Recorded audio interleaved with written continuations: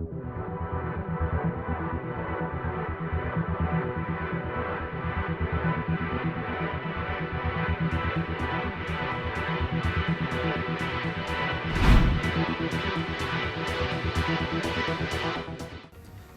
मैं उत्कर्ष और स्वागत है आपका अमरउजाला.com पर। साल 2020 कोरोना महामारी के कारण जाना जाएगा।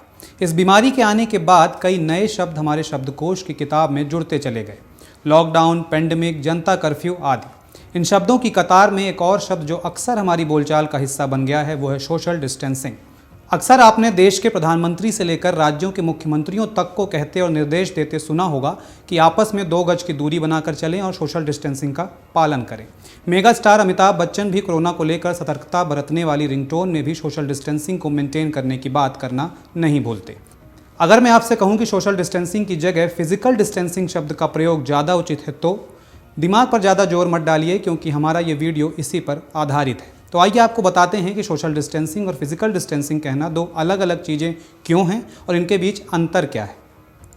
वर्तमान में देखें तो सोशल डिस्टेंसिंग का मतलब है लोगों से 6 फीट की दूरी बनाकर रखना, जिससे हम कोरोना वायरस से बच कर रहें। इस 6 फीट की दूरी को सोशल डिस्टेंसिंग नाम देना समाज में गलत संदेश के रूप में सामने आ रहा है। साइकोलॉजिस्ट डॉक्टर शाहिदा फरीद इस बारे में कहती हैं कि बजाय इसके कि आप अपने लोगों और परिवार से सामाजिक दूरी बनाकर रखें, इसके लिए फिजिकल डिस्टेंसिंग शब्द ज़्यादा सही होगा।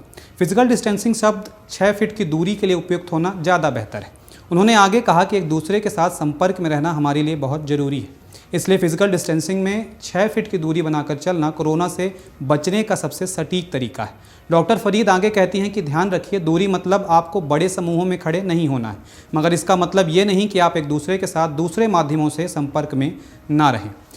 वर्ल्ड हेल्थ ऑर्गेनाइजेशन संक्रमण रोकने के लिए दूरी बनाए रखने के उपायों के लिए फिजिकल डिस्टेंसिंग शब्द का प्रयोग करता है। शुरुआती तौर पर इस शब्द को लेकर बेशक कुछ उलझन थी, लेकिन अब WHO सोशल डिस्टेंसिंग का इस्तेमाल नहीं कर रहा है। WHO के डायरेक्टर जनरल अपने ट्वीट में भी फिजिकल डिस्टेंसिंग ही लिख रहे हैं।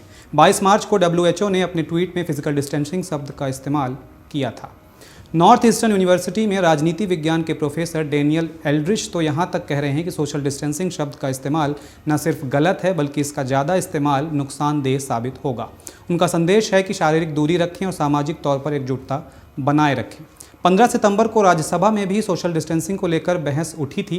राज्यसभा में तृणमूल कांग्रेस के एक सदस्य ने कोविड-19 महामारी के सिलसिले में उपयोग किए जा रहे शब्द सामाजिक दूरी को संदर्भ से पूरी तरह प्रतिकूल बताते हुए कहा था कि इसकी जगह शारीरिक दूरी शब्द का इस्तेमाल किया जाना चाहिए।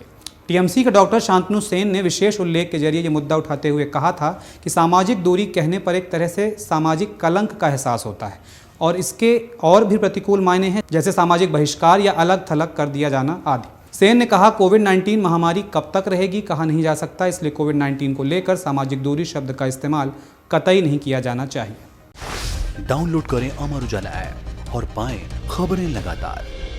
अगर आप ये वीडियो YouTube पर देख रहे हैं तो हमारे चैनल को सब्सक्राइब करें और बेल आइकन को दबाना ना भूलें। अगर आप Facebook पर ये वीडियो देख रहे हैं तो हमारे पेज को लाइक करें।